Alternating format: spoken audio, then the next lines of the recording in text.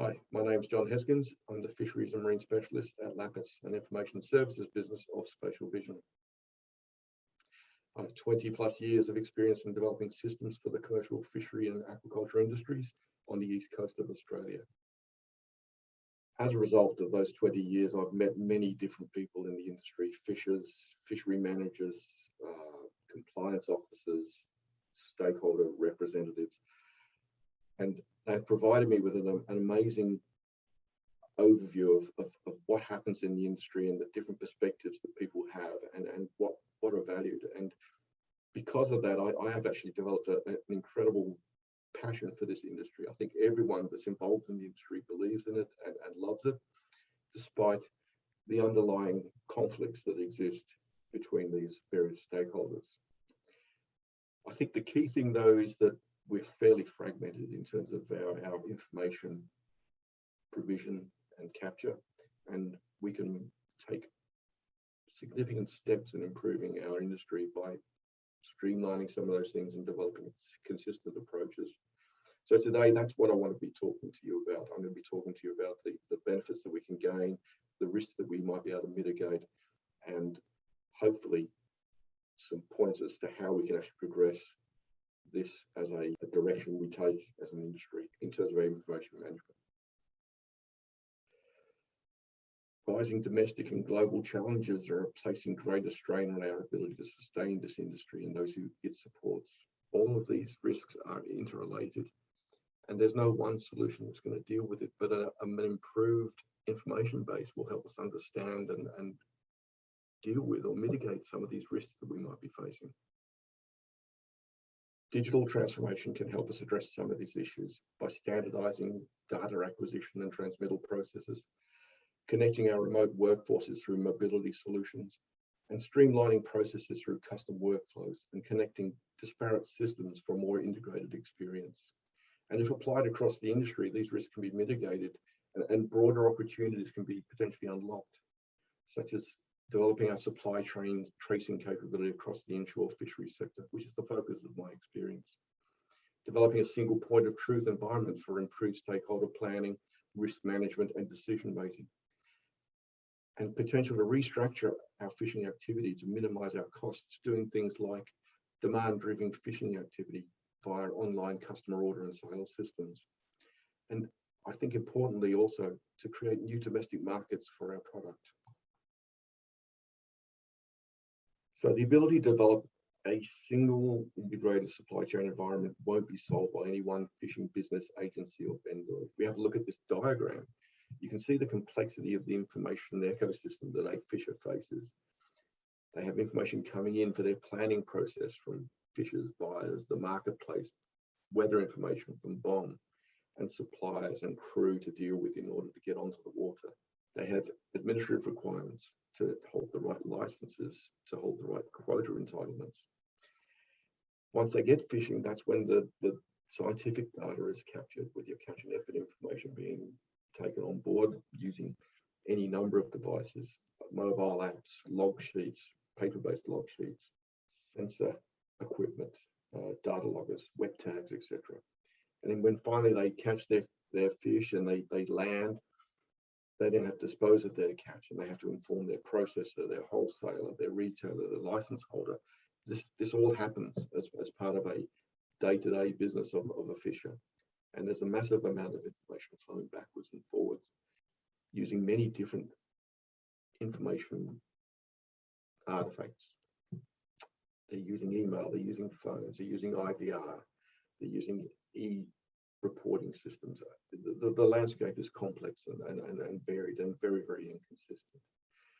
When the information is provided to government, the information is generally held locally by the government and not really available to fishers. This is the complexity that we need to unpack and look for ways of streamlining and moving forward. When we examine the risks that we face in the fishing sector, it's clear that biosecurity and sustainability are the two big risks that we face. Without a sustainable fishery, we can't operate, we can't fish, we can't generate our income.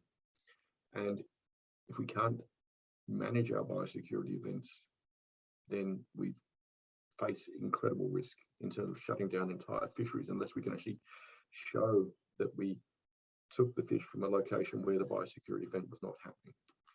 Without that capability, without a supply chain that we can trace from where we caught to where we sold, we have that risk of actually shutting down an entire fishery.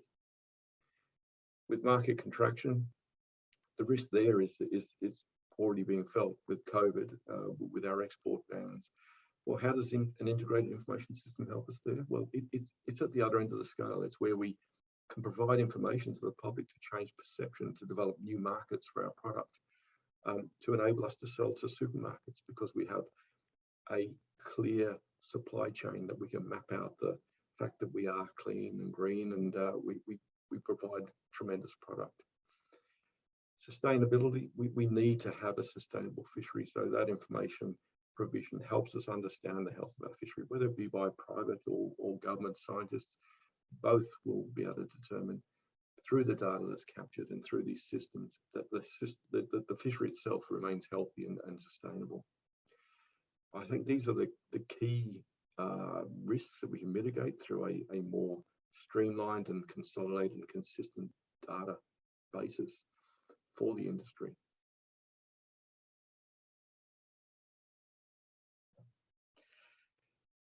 The perception is somewhat strange in that we can see the latest FRDC status of Australian fish stocks report shows that 86% of our stocks are classified as sustainable or recovering. It is interesting that also an FRDC survey in 2014 indicated that 60% of Australians felt that our fisheries were unsustainable. There seems to be a misalignment between what we're actually doing and what the public perceives. What I'm about to talk about now is an example of an integrated information system that we've developed called eCatch, currently being used by a Southern Fisheries Authority. The solution is limited in scope to 1 or 2 fisheries and restricted to a single state, but it captures and submits catch and effort data. It generates compliance activity reports that are distributed to compliance officers via their applications. It informs transporters, license holders, and processors when stock is disposed of, and provides a catch history to the fisher. So what are the impediments to actually developing or expanding those capabilities? Well, really it comes down to the fact that we have this fundamental distrust between authorities and fishers. And as a result, we have an authority focus when delivering electronic tools, and we have complex and inconsistent regulations that we have to deal with. There's no central or common approach to providing this information. It applies to the science as well. We have inconsistent data being captured across all of our authorities. Fundamentally, they're the same, catch per unit effort, but it's all of the elements and the additional attribution that we have to provide in some jurisdictions. I think the biggest challenge in terms of dealing with this, though, is that fisheries businesses are small businesses. They don't have the capital that's required to invest in better solutions. So the solution has got to be an industry level solution, not a fishing business solution.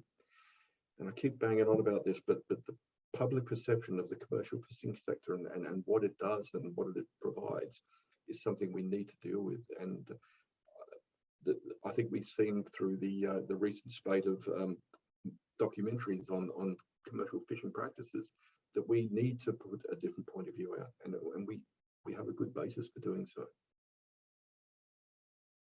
So how do we replicate and expand tools like eCatch to enhance and streamline an organisation's business systems? Can the same approach be applied across the broad sector?